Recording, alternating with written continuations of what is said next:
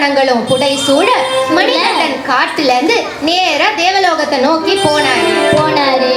அங்க பார்த்தா இந்த மகிழ்ச்சி அவ ஏற்கனவே ஒரு அரக்கி.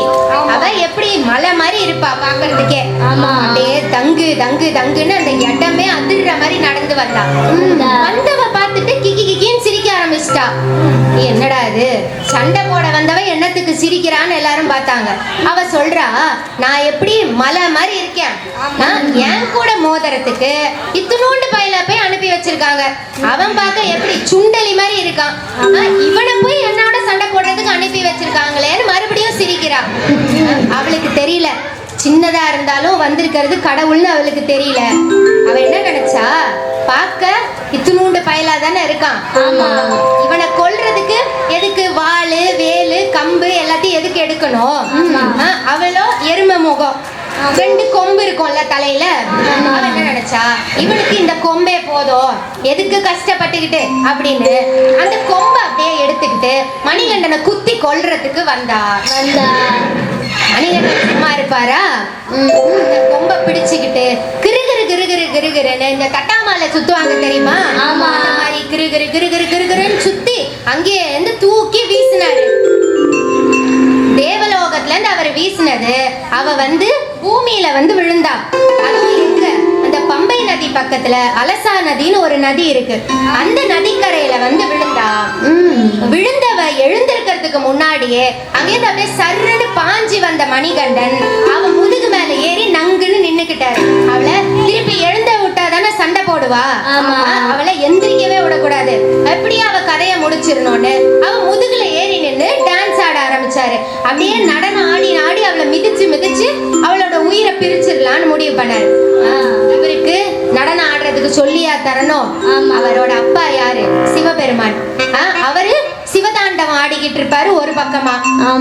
அம்மா பெருமாள். அவரு கிருஷ்ண அவதாரம் எடுத்தப்போ காளிங்கன் மேல உட்கார்ந்து நர்த்தனம் எல்லாம் ஆடி இருக்காரு. 2 புலிக்கு பிறந்தது பூனையாவுமா? மகிஷி மேல ஏறி நர்த்தனம் ஆட ஆரம்பிச்சாரு. மகிஷி மேல ஐயன் நர்த்தனம் ஆடினான், புயலை போலவே ஐயன் நர்த்தனம் ஆடினான்.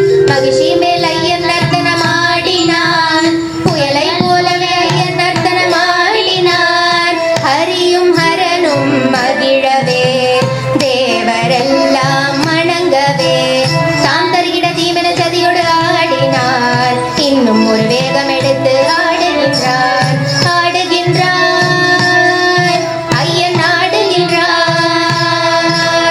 சரணம் ஐயப்பா சுவாமியே, சரணம் ஐயப்பா, சரணம் ஐயப்பா சுவாமியே, சரணம் ஐயப்பா.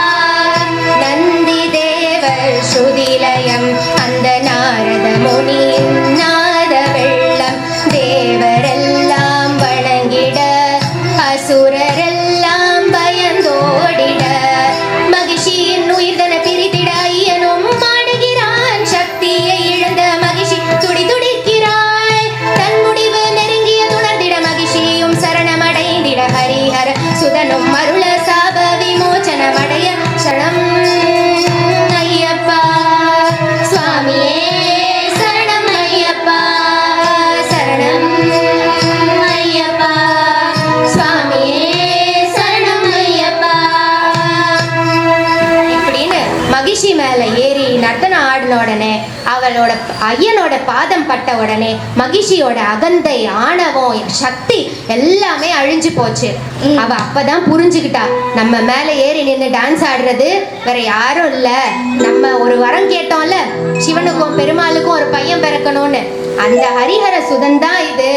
இதுக்கு மேல நம்ம போராடி ஒரு பிரயோஜனமும் இல்ல, சரணம் அடையிறது தான் ஒரே வழின்னு சரணாகதி அடைஞ்சிட்டா. ஐயனோட பாதம் பட்டதுனால அவளோட சாபம்லாம் நீங்கி அவ அழகான ஒரு பெண்ணாவே மாறிட்டா. இப்படி பெண்ணா மாறினவ ஐயப்பன் கிட்ட, நீங்க தான் எனக்கு சாப விமோச்சனம் கொடுத்து என்னை ஒரு பெண்ணா மாத்துனீங்க, நீங்களே என்னை திருமணம் செஞ்சுக்கோங்கன்னு கேட்டா. ஐயப்பன் சொன்னாரு, இந்த பிறவியில நான் ஒரு பிரம்மச்சாரியா தான் வாழணும், அதனால உன்னை திருமணம் செஞ்சுக்க முடியாது, நீ மஞ்சள் மாதாவாக எனக்கு சற்று தூரமா இருந்துக்கோ, என்னைய பிற்காலத்துல அரசனை தரிசிக்க வரும் பக்தர்கள் எல்லாரும் உன்னையும் வணங்கி அருள் பெறுவாங்க அப்படின்னு அவளுக்கு ஆசீர்வாதம் பண்ணாரு. சரி, இப்போ அவர் வந்த வேலை முடிஞ்சு போச்சு. ஆனா அவர் என்ன சொல்லிட்டு வந்தாரு? புலிப்பால் அது எங்க? அத கொண்டு போனோம்ல, அதுக்கு அவர் என்ன பண்ணாரு? தேவேந்திரனை வந்து ஆண் புலியா மாறிட்டான். மத்த தேவர்கள் எல்லாம் பெண் புலிகளாகவும் புலிக்குட்டிகளாகவும் மாறிட்டாங்க. சரி, இப்படி ஒரு புலி கூட்டமே புடைசூழ ஐயப்பன் பந்தள தேசம் நோக்கி நடந்து வராரு. அதுவும் எப்படி? ஆண் புலி ஆகிய தேவேந்திரன் மேல ஏறி அப்படி சம்முன்னு உட்காந்துக்கிட்டு இந்த பக்கம் கையில அந்த வில்லு அம்பு எல்லாத்தையும் வச்சுக்கிட்டு அப்படியே நம்ம சொல்லுவோம்ல கெத்தான்னு, அது மாதிரி கம்பீரமா ஆண் புலி மேல உட்காந்துக்கிட்டு நாட்டை நோக்கி திருப்பி வந்தாரு. மகிஷமுகி வதம் கண்ட மணிகண்ட சுவாமி அவன் வாரானே வன் புலி ஏறியே, மலை தாண்டி மடு தாண்டி கண் கண்ட தெய்வம் அவன் வாரானே மந்தரத்தை நோக்கியே, காற்று வழி ஊற்று வழி கோட்டை வழி காற்று வழி கடந்திங்கு வாரானே ஐயப்பா, ஆற்றுண்ண தலை நோய்க்கு மருந்தாகும் புலிபாலை கொண்டிங்கு வாரானே ஐயப்பா, நடையதிர படையதிர எத்திசையும் அதிர குடியதிர குலமதிர கொற்றவனும் அதிர பரம்பொருளை இறை அருளை அரசி மனம் அறிய தவறுணர தலை கவிழ தண்டமிட்டு பணிய பந்தளமும் பணிய வந்த செயல் முடிய மணிகண்ட அவதார நோக்கமது நிறைய. இப்படியா புலிக்கூட்டம் புடைசூட நாட்டை நோக்கி வந்தாரு ஐயப்பன்.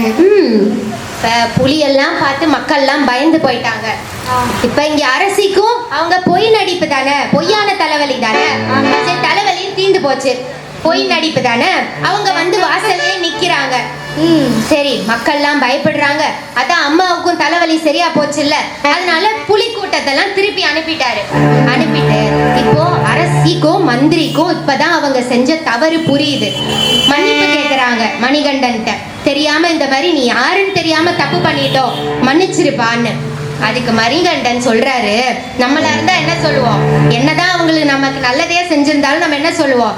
உன்னாலதான் நான் போய் காட்டுக்கு கஷ்டப்பட்டேன், அதை பண்ணேன் இதை பண்ணேன்னு ஆவுன்னு இதான் சமயம் கிடைச்சதுன்னு உட்காந்து புலம்புவோம், திட்டி திட்டுவோம், எல்லாம் பண்ணுவோம். மணிகண்டன், மா என்னுடைய அவதார நோக்கம் இது, நான் போய் அங்க காட்டுக்கு போனாதான் மகிழ்ச்சிய கொல்ல முடியும். ஆமா, நான் எப்படி காட்டுக்கு போக முடியும்? நீங்க இந்த மாதிரி திட்டம் போட்டு என்னை அனுப்புனதுனாலதான் முடிஞ்சது. ஒரு வகையில என்னுடைய அவதார நோக்கம் நிறைவேறதுக்கு நீங்க தான் காரணமா இருந்தீங்க, அதனால மன்னிப்பெல்லாம் கேட்க வேண்டாம்னு சொல்லிட்டாரு. இப்ப அரசன் இத்தனை நாளா பிள்ளைய பிரிஞ்சிருந்தாருல்ல, அவர் தான் ரொம்ப பாசக்காரர் இருக்காருல்ல, அதனால மணிகண்டன் கிட்ட சொல்றாரு, உன்னோட அவதார நோக்கம் முடிஞ்சு போச்சு, நீயே தான் இப்ப சொன்ன. இத்தனை நாள் என்னை பிரிஞ்சு வேற இருந்துட்ட, என் கூடயே இருந்துறேன்ப்பா அப்படின்னு கேட்டாரு. அதுக்கு மணிகண்டன் சொன்னாரு, என்னுடைய அவதார நோக்கம் முடிஞ்சாலும் எனக்கு வேற ஒரு கடமையும் பாக்கி இருக்கு, அதுக்காக நான் ஒரு இடத்துக்கு சென்று தவ நிலையில அமர்ந்திருக்க போறேன்னாரு. மன்னரும் கேட்டாரு, சரி போறேன்னு முடிவு பண்ணிட்ட, என்னுடைய நாட்டு எல்லையில நான் உனக்கு ஒரு கோயில் ஒண்ணு கட்டித்தரேன், அங்கேயாவது வந்து அமர்ந்துக்கோ அப்படின்னாரு. சரி, இதுக்கு ஒத்துக்கிட்டாரு மணிகண்டன். அப்ப சொன்னாரு, என்னுடைய பக்தை சபரி பல காலமா என்னைய நோக்கி தவம் செஞ்சபடியே இருக்கா, நான் இங்க இருந்து ஒரு அம்பு விடுறேன். ஐயப்பனுக்கு எவ்வளவோ கலைகள் தெரிஞ்சிருந்தாலும் அவரு வில்லாளி வீரன்ல, சொன்னாரு நான் இங்க இருந்து ஒரு அம்பு ஒண்ணு விடுறேன், அது நேரா அந்த சபரி தவம் செஞ்சிட்டு இருக்கிற இடத்துக்கு பக்கத்துல போய் விழும், அந்த இடத்துல எனக்கு ஒரு கோயில் ஒண்ணு கட்டித்தாங்க. இத்தனை நாளா எனக்காக தவம் செஞ்ச அந்த சபரிய என்னைக்கும் மக்கள் மறக்காம இருக்கணும், அவங்களுக்கு ஒரு மதிப்பு கொடுக்கணும் அப்படின்னு அந்த சபரி இருந்த இடம், அதாவது சபரிமலையில எனக்கு ஒரு கோயில் எழுப்பித்தாங்கன்னு சொன்னாரு. மன்னரும் மணிகண்டன் கேட்டுக்கிட்ட மாதிரி அங்க ஒரு கோயில் எழுப்பி கொடுத்துட்டாரு. இப்ப மணிகண்டன் அவர் சொன்ன வார்த்தை மாதிரியே எனக்கு இன்னொரு கடமையும் பாக்கி இருக்குன்னாருல்ல, அதுக்காக கலிகாலத்துல மக்கள் எல்லாம் தப்பான பாதையில போவாங்க, அவங்கள எல்லாரையும் திருப்பி நல்ல பாதையில நான் தான் கூட்டிட்டு வரணும், அதுக்காக நான் போய் அங்க தவம் இருக்க போறேன்னு சொல்லிட்டு கிளம்பி சபரிமலையில போய் நம்ம எல்லாருக்காகவும் தான் தவ நிலையில யோக நிலையில அமர்ந்திருக்காரு அந்த ஆபத் பாந்தவன் அநாத ரட்சகனான அந்த ஐயப்ப சுவாமி. சுவாமியே